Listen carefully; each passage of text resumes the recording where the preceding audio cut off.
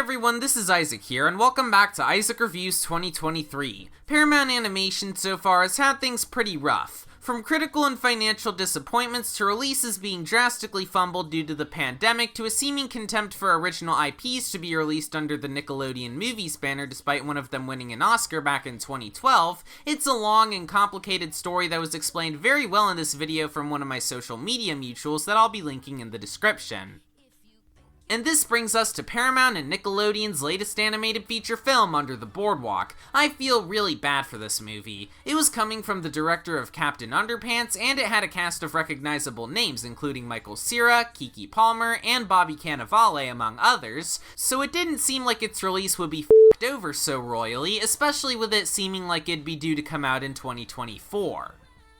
But then it had a limited theatrical release announced a measly 2 weeks in advance before being available to stream after 11 days. Now, do you see the problem here? That is not enough time to promote a movie. I get that there's not a whole lot of promotion you really can do because of the actors' strike, but this is ridiculous. Barely anyone's gonna know it even exists. Well, except for me, because I'm just that dedicated to this show. So is Under the Boardwalk a hidden gem, or was Paramount valid in having this little hope in it? Well, after watching it, it was completely and utterly fine.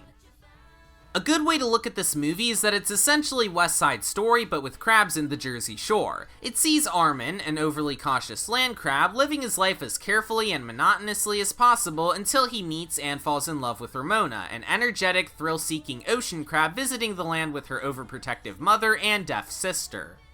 However, after getting caught in a tidal wave during a storm, Armin and Ramona are whisked away from the land crab town and end up lost above the boardwalk, so the two will have to find their way back home and form an unlikely relationship despite the prejudice between land and sea crabs. This leads me to my main problem with Under the Boardwalk. It's bare bones and unremarkable writing. It's got every single cliche you've seen a million times before, and it plays them very straightforward. Just off the top of my head, it's got the anxious introvert who's afraid to do just about anything, the teenage girl who wants adventure in the great wide somewhere but has to deal with an overprotective parent, the popular bully who only cares about their own image, the tough guy who's actually a cinnamon roll deep down, and the two leads falling in love against all odds despite their communities hating each other, not to mention the other standard kids movie tropes like the third act misunderstanding, fake out death, and dance party ending.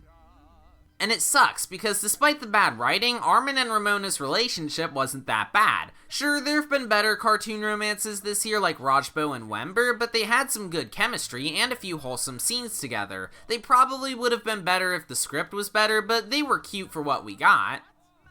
And sorta related to the characters, I found it an interesting choice that they included a deaf character with Shelly. I kinda wish her uses of sign language were subtitled, but it's otherwise another refreshing showcase of a deaf character in media, and she had a few cute moments with both her sister and Armin's friend Bobby, that is, regarding the latter until that one scene where her mom thought Bobby was a pedophile for some reason.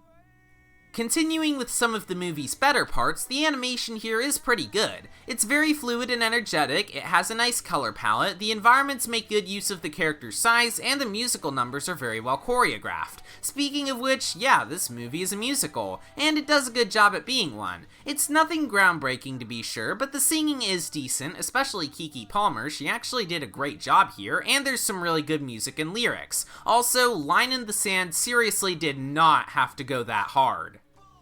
But anyways, to sum things up, Under the Boardwalk is one of the most tragic movies to come out this year. It was neglected by its creator and had to rely on word of mouth just so people knew it existed, and by the time it came out, it ended up being really unremarkable. The animation and musical numbers were great, and the main couple was cute, but it also had to deal with having an awful script with every tired cliche in the book.